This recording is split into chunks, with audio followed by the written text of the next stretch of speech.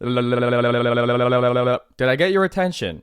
Well, that's fantastic. Welcome back to another another banger of a second channel YouTube video. Today I'm going to be talking about how I made $40,000 dropshipping a Tralalero Tralala brainrot plushie. I actually have the product right here in my hand. Here's what it looks like. Does it look that cool? Not necessarily. Does it have a use case? No. Get the fuck out of here. But it made me money. I mean, it essentially just paid for my watch practically. So I'm going to be talking about the strategies. So let me open up this, go here, boom, take out the pencil, and let's talk about it. So today I'm going to be talking about the strategies, the philosophies, overall organic rules of thumb, and on top of that, just regular organic sauce. So what I want you to do is put your phone away, take it on airplane mode, and I want you guys to fully digest what I'm about to give you guys. So take notes, open a Google Doc, pen and paper, whatever it may be. Just mitigate all distractions and lock the fuck in. Okay, I just got off the phone with somebody, very important. The lock-in factory, they said they don't know you.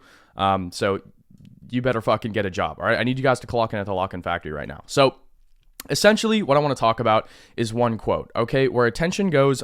That's a terrible piece of handwriting. Holy cow.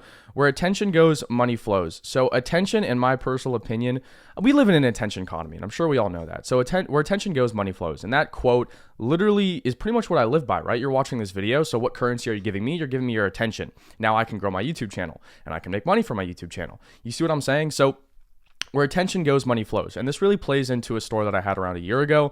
I ran essentially a Palestine. Apologies for my bad handwriting. I can't even write cursive, and I dropped out of high school at 16, so I'm kind of unemployed and a little bit of an idiot. But if I can make money, so can you. So I ran a Palestine store. I mean, I'm a lot more educated on the situation now, but at the time, did I know what was going on? No. Did I know who's right? It's a politics thing. All I didn't understand what the specifics of it, but I was able to recognize the opportunity. And that was the biggest driving factor on why I was able to make money. I made like 60K, and I think it was like 50 something days. So at the end of the day, and this was all organic, so zero ad spend, triple the margins of what it would be on paid. That's why I believe organic and influencer marketing specifically is the fucking GOAT of e-com right now. So essentially, what I want to talk about is, my Palestine store. And there's a bunch of different examples of, this overall kind of where attention goes, money flows philosophy. You had COVID, you had Ukraine, you had Palestine, you had BLM. Like, bro, I talked to a guy in person who does e-com, bro. He's 29 and he retired. He retired off of selling Black Lives Matter products. That is how much money is, if there's enough attention, because bro, I remember when fucking, that guy died in May of 2020, dude. Holy that was like the biggest news ever. Everyone was talking about that. So if you like this guy, and it was a white guy. He was like a 5'7" nerdy white dude that was like 29. And the dude cleared, I think it was like 9 figures or something off of like just selling Black Lives Matter merch. This guy printed. So where attention goes, money flows. And that pretty much plays into, I'd say, any kind of business. But at the end of the day, e-com specifically. So what you can kind of go with this product, right? It was a money grab product. And I want to be open about that. It was a money grab product. So it's very volatile. So in e-com, you can have 2 routes. And this is what I want to talk about. So in e-com, you have 2 routes, okay? You have volume and you have value. So it's the 90% of the time, guys, and this is what I want to talk about. So 90% of the time is it's way better and it's higher leverage to have It's way higher leverage to have fewer customers, but higher value customers. Does that make sense? So customers that are going to be with you longer, you're going to have an established brand, and people are going to be buying from you. The LTV is higher. So think about something like supplements. I've done supplements. I'm not going to tell you if I still do them, but supplements are I take supplements, bro. Like, at the end of the day, supplements have such a high LTV per customer. You could probably crack some people, if it's, I guess, high ticket enough, you can probably crack $500 per customer, which is unfucking real for e-com. So at the end of the day, it's a lot higher leverage to have fewer customers, but higher value customers. But with this product specifically, I understood, it's volatile. It's a money grab. It's not going to last forever. But if you can clear up a quick bag from it, I don't see why not. Because it's not like I'm worth, $500 million, like 40K is a lot of money to me. Like that could be a down payment on a fucking supercar, which I'm actually looking to get soon. So this probably will be the down payment on my fucking whip. But at the end of the day, what I want you guys to understand is, especially as a beginner, you can very much, like, I highly suggest going for these attention grabbing, money grabbing products. Now, the reason why this product works so well, in my personal opinion, is because it had global recognition. So when when someone's going to spend money with your, I guess, on a store, a big thing is familiarity. Why do you think influencer marketing works so well? Is because these people have a sense of trust. They're familiar. They recognize whoever they're buying from. So obviously I couldn't use like my face or, any kind of, because we didn't do a single bit of influencer marketing with this. And I'm going to talk about like the creatives, the strategies, all that kind of stuff later in the video. So stick around. But at the end of the day, this was a money grab product. And the reason I believe it worked so well is because it was global, right? At the end of the day, you could go to any country like this. A billion people, I would argue, probably know what this little fucking shark with blue Air Force Ones on the beach is. Like, people who don't even speak English. I don't speak Italian. I've traveled the fucking country. I've traveled to like 12 countries so far this year. Bro, I was in Italy, or of course I was in Italy, and I heard people saying this shit, but I was in like Romania. And I was talking to Romanians and Moldovans, and even they knew what the fuck, tralalero brainrot shit is. So at the end of the day, this recognition and the familiar, just the sheer virality and attention going towards this product was why I made so much money, right? So it really just comes down to the amount of attention going to it, and if you can recognize the opportunity, that's the biggest thing for me personally. So this was a volume product. It was not a value product, and beginners can hit these volume-based markets and print money. That's what I highly suggest, especially if you're starting out, especially as a beginner organic dropshipper. You have to be hitting volume markets. So when it comes to organic, at the end of the day, it's really just a traffic game, right? It's really just a traffic game, but at the same time, you kind of have to manage how to convert that traffic. So let's say you get like, let's just say 100 million views total on a product. So if you got 100 million views total on a product, I guess it really depends. It comes down to, how, like, the creative, because the videos have to obviously be product aware. But if you have the product, like, the product was just so viral, bro. That's all it was. So you can't necessarily compare it to most organic dropshipping products because, there's some guy on TikTok shop running this product now, and he's actually making some good money, but I was the first guy. I mean, I don't know. Maybe there's some other random dude, but clearly he's not as fucking successful as me. So you just have to be optimizing for volume. Like, that's just what organic is. That's the organic game. It's volume, volume, volume, volume. You could be selling dog shit in a plastic bag. If you were to get 100 million website sessions, you could buy a Lambo off of that. Because the one bottleneck in any business, like, whether you want to agree with me or not, and a lot of people don't, but in my personal opinion, is traffic. It's literally just traffic. And that's the biggest struggle. Like, if you guys, hypothetically, let's say you were selling any dropshipping product, bro, if you had 250 million sessions, you'd be a fucking millionaire without a shadow of a doubt. Because, and you can't say it's not, it's just traffic. Your product could suck, your back end could suck, your systems could suck. Let's say you're selling, digital products, or you have an agency or whatever the fuck. It's just traffic. How do you make money? You optimize for traffic. So let's quickly talk about the actual strategy on the organic videos that I ran. So essentially what I did is, I just found the product. Obviously, I ordered it on Amazon. And funnily enough, how I actually thought about this product was I was at the mall and it was me and my boy, and I saw the Tralalero Tralala plushie on one of those little mall kiosks. That's how I came across the idea for it. I was at the mall, and there was one of those little Indian people at the fucking mall kiosk selling like those random toys. I'm sure you guys know exactly what I'm talking about. And I saw a Tralalero Tralala plushie. I was like, wow, I could run that. That's my next fucking winner right there. Like, holy shit. Because I'm sure they were selling out. There was somebody next to me buying that product. I was like, that's definitive, tangible, in-person market proof. If I could take this shit online, bro, I'm going to make a fuck ton of money. And I ended up making a good amount of money. So the first thing that I did is the day that I saw the product, I ordered it on Amazon. I also found a supplier the same day. Bro, it's not hard to find a supplier because this product was just so viral. And you know how these little Chinese efficient guys work? Like, they know what's up. They see a trend. They fucking put that shit ASAP. Like, they're on top of it. So I ordered it on Amazon. That way it comes in 1 to 2 days. So in my personal opinion, what I've really seen with a lot of organic guys is that they don't move with, that's messed up, is that they don't move with speed. I think speed is like the one big deciding factor, and this comes down to everything, right? So I think speed is the one deciding factor with your success in organic, right? It comes down to how many products you're testing. So it comes down to how many products, it comes down to how many products you're testing. It comes down to how many creatives you're doing. It comes down to how quickly you're testing. It really is just a volume game, and that's what it is with organic. You have to test. Eventually, you're going to get the reps in. Like, if I was, let's say your first ever store, this could be your product. I understand the philosophy and the rules of thumb and the rule. And I would argue, like, I mean, bro, I'm not going to sit here and fucking lie. I know organic really fucking well. So, of course, I had the experience and I had the reps that I put in previously. Past 3 years, I've been doing organic almost.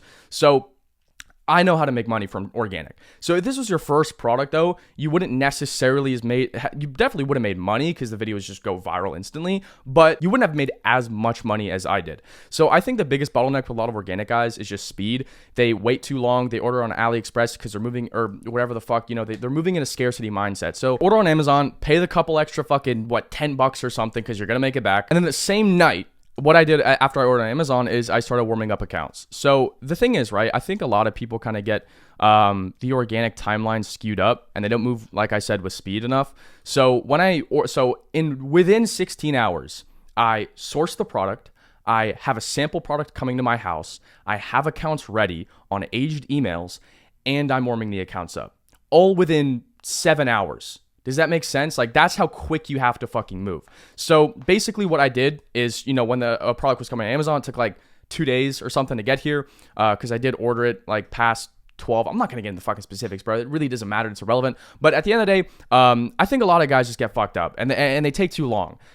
This is most guys' organics timeline, right? Like, okay, so they find a product 2 days. They make a website 2 days. They wait for the product, like, let's just say a week, bro.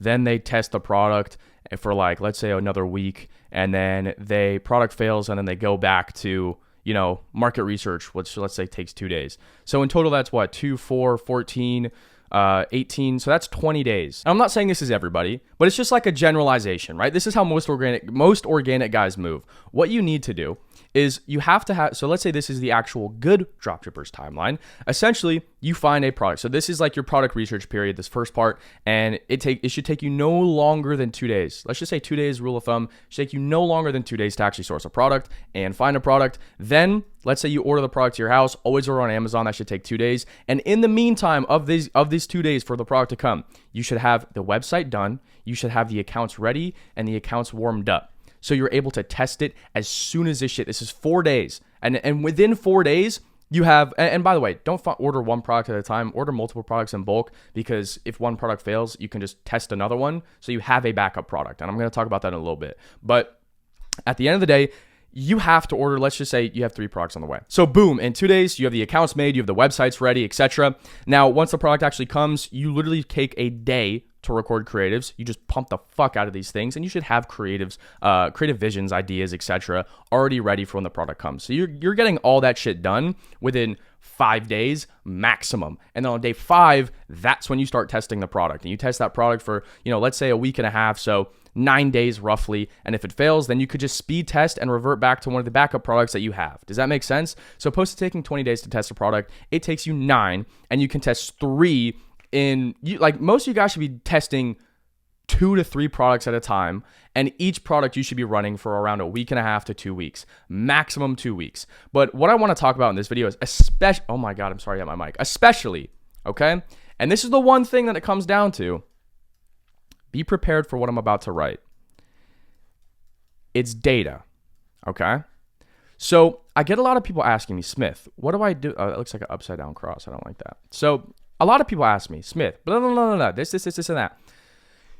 If you have the information to make a decision, then make it. It's not about whether you should make the decision or not. It's about if you have enough information to make the decision. Now, when it comes to e-com, business, whatever the fuck, you have to strictly make decisions based on the data and analytics that you are given.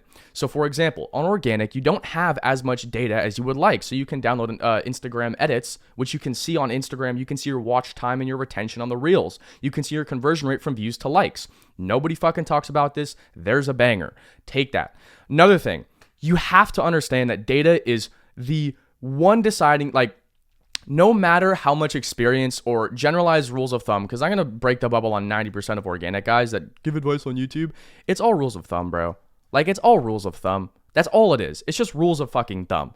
Because at the end of the day, I can sit here and I can tell you, oh, here's what this is. But it's just rules of thumb, bro. You know more than me. Therefore, you are more qualified to make the decision in your specific situation with your products and your stores than I am. I can give you advice, but nobody on the fucking planet, Like for every, I don't know, maybe like 1,000 people are going to watch this video. I can't sit here and I can't evaluate each and every one of your stores and take in the views, how many times you've posted, how long you've been posting, how many times or how long it took you to warm up, the actual products, the creatives, what regions you're going viral in or even getting views in. I don't have that data. You need to make your decisions based on the data that you have. And the moment that you understand that, that is when you start fucking making money from organic. That's all it is. It's just data, bro. That's all it is. The one competitive edge you have is in organic is data. How on top of your analytics and metrics tracking will make or fucking break your stores, bro. So it's all rule of thumb. If you have the information specifically with your stores, you're way more qualified to make the decisions than I am. Data is key. Data is key. Data is fucking key. Because at the end of the day, data is information. Like I've said a trillion times already. The better decision maker is the one with more data. Why do you think fucking Meta is a $1 trillion company? It's not because they, have an amazing product or blah, blah, blah. I'm sure we all use Instagram, but at the end of the day, the reason why Meta is so, and every single they make a lot of money, they make the majority of their revenue from, guess what? Ads. And guess what?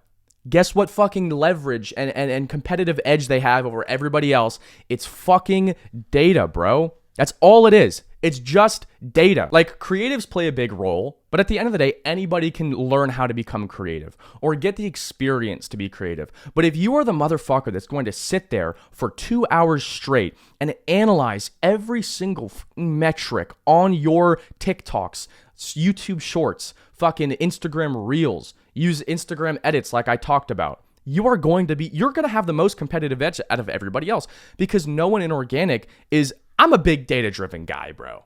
I wake up every single morning, I check all the metrics, I talk to my team, what KPIs do we have to hit today, and I go after it. That's all I do. I don't operate on emotion, or very rarely do I operate on, I think this could actually work if I do this random creative idea. Very rarely. I only operate on data. What's working, what's not, what can I do? It's just iteration. So the creatives that I was running with this product, I'm sure you guys know the PO product, like this kind of style, it's spelled POU. I know you guys, I'm sure you've seen that product. It was very similar to that. We were also just running, it was just brain rot shit. None of these videos were long. They didn't have stitch clips. They didn't have anything. It was quite literally just product. 6 to 9 second video. That's it. With all the Trallalero, whatever the fuck plushies. We also did some slideshows. It was essentially like, you're showing the da-da-da-da. Then it was like one slideshow we did, for example, it was essentially like, ChatGPT, like whatever, make me a plushie or some shit, or of a brainrot, whatever. So then it'd make the brainrot thing, then it'd be like a 3 slideshow, ChatGPT thing, then this, then the plushie. Solved. One of my most viral creatives, I wouldn't say viral, but my most converting creatives of all time. It was, God, when was this? Like last year.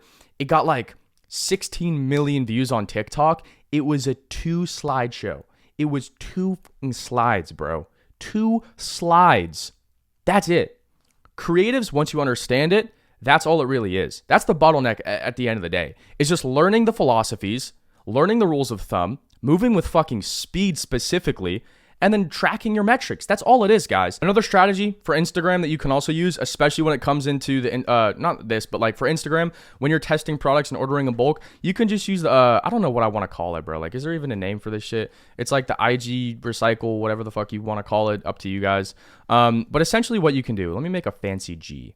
Boom. Okay, that's trash. But anyways, for Instagram, what you can do is, let's say you want to get an account, because at the end of the day, accounts have identities, and that's another thing I want to talk about. So accounts have identities. Excuse my terrible handwriting, but accounts have identities, okay? So very rarely are you going to have just a straight dead account. A lot of guys, especially in the organic space, have this myth of this looming creature and this dark spirit cloud over them that is called the shadow ban. Oh my God. It's, how rare that is? It's not rare, but it's very hard to get shadow banned on the account. It does happen, but it doesn't happen as much as you think. And a lot of people think that their accounts suck, but your creatives just fucking suck and your products fucking suck. Does that make sense? So a lot of accounts have set identities. So for example, this is going to be into TikTok, Instagram, etc., YouTube Shorts. So Instagram is a very slow burn platform, and that's going to play in what That's going to play into what I'm going to be talking about on this Instagram method. So a lot of accounts have set identities. Very rarely, I would say 10% of the time, are you going to get an account that is just dead. So 10% of the time, you're going to get, I'd say, what I just call a dead account. And that's an account that just is not going to go viral.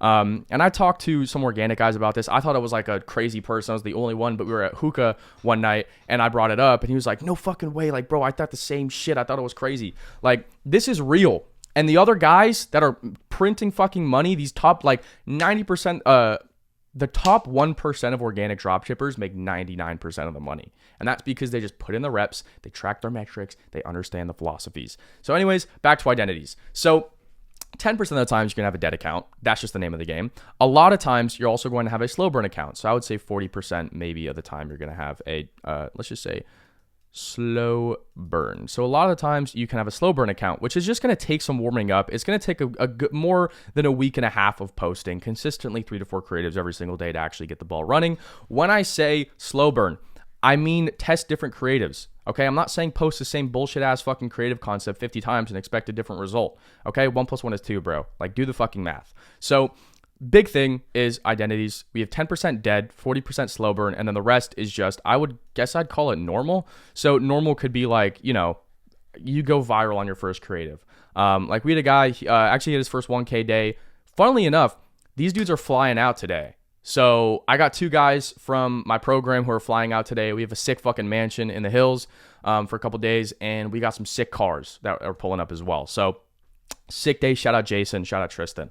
So both of those guys are pulling up, and these guys, essentially, they ran niche products, and I'm not going to tell you what it is, but you've definitely fucking seen them before. You probably tested it yourself, but you probably failed because you're a loser. Sorry. But they tested these products, and a lot of times you can just get like a first or second creative to go viral instantly. And that's what I'd say was this 50%. I would say like 30%. Okay. And I know this doesn't add up to 100, but fuck you. This is my video, bitch. So next thing I want to talk about is the Instagram. Essentially what I want to do is basically break this down for you guys. So Instagram, as we all know, is very slow burn. Instagram is a slow burn platform, but 90% of the money in e-com, especially organic, is made on Instagram. Okay. Slow burn. There we go. So a lot of the times people get fucking Instagram wrong. Instagram is Instagram. Instagram is not TikTok. TikTok is not Instagram. Does that make sense? You have to treat each of these platforms as such. Instagram is a slow burn platform. So what you can do is you can order 3 products. Actually, no. So you can make an IG account and you can niche it down.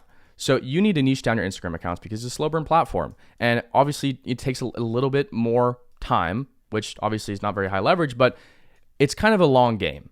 It's a long game, if that makes sense. So you can have a niched Instagram account. You make an Instagram account, it's niche. Let's say your niche is cars. Essentially, what you can do is you can order 4 car products, and then you can just warm up the account. You can test 4 car products all in 2 weeks. You can post different products at the same time. It doesn't fucking matter, bro, because you have a generalized car product site, whatever the fuck. Obviously, don't throw all the products on the website, make some big ass general store. But you see what I'm saying? It takes a while, and a good Instagram account will literally buy you a fucking Lambo, bro. That's really what it is. A good Instagram account can make you $250,000 instantly once it starts popping off. So at the end of the day, Instagram slow burn, get an account, niche it down, get your niche, order 4 products in the niche, speed test the fuck out of those. And then once those don't work, if they do work, then congrats. If they don't, then test another 3. Like, you see what I'm saying? Instagram is a very much slow burn account. And it's just a grind, bro. That's the long game. Obviously, you can get creatives that work, and obviously you obviously have to go off account identities as well. But Instagram is a slow burn account, so this is like a food for thought per se. But at the end of the day, guys, this was a volume product, and I think a lot of beginners should be tapping into these volume markets. I think they can make a lot of money. It really just comes down to the trend, and trends happen a lot. And as long as you're up to date on them, because every single day when I wake up in the morning, I have a fucking Zen and I have a coffee, that shit goes right through you. So I take a fucking shit, and you know what I do when I'm on the shitter? I scroll Instagram Reels. I'm not gonna lie. I know it's not very good for my mental health. I scroll Instagram fucking Reels and I watch fucking videos. That's how I'm up to date. And I'm not gonna, and I attribute that to why I made this money. That's definitely a factor. Obviously, it's experience and recognizing opportunities and whatnot, but it's like that was definitely a factor because I wouldn't know what the fuck a tralalero tralala is if I wasn't on Instagram Reels every single morning. So I really want you guys to understand that this is volatile. A product like this should not be ran 24/7. Your entire income should not be built based upon these kinds of volume, money grab, attention products, if that makes sense. But at the end of the day, if you're able to learn how to recognize opportunities, understand the philosophy, you can make infinite fucking money. So I hope you guys enjoyed. I hope you found value from this video. Drop a subscribe if you did. If you have any specific organic questions, drop a comment on this video. I reply to any comments that are questions. So if you say, good vid, I'm not going to reply. I don't know what to say to that. But if you say, hey, Smith, so I've been testing this product, and you give me ample information to come up with my own educated conclusion for your situation, I will reply and give you advice. Thank you so much for watching. If you enjoyed, drop a sub. And if you want to work one-on-one with me and become the next fucking group that comes out to LA, we do this 3rd group trip in the last 2 months. Click the first link in the description or not. I don't care. Bye.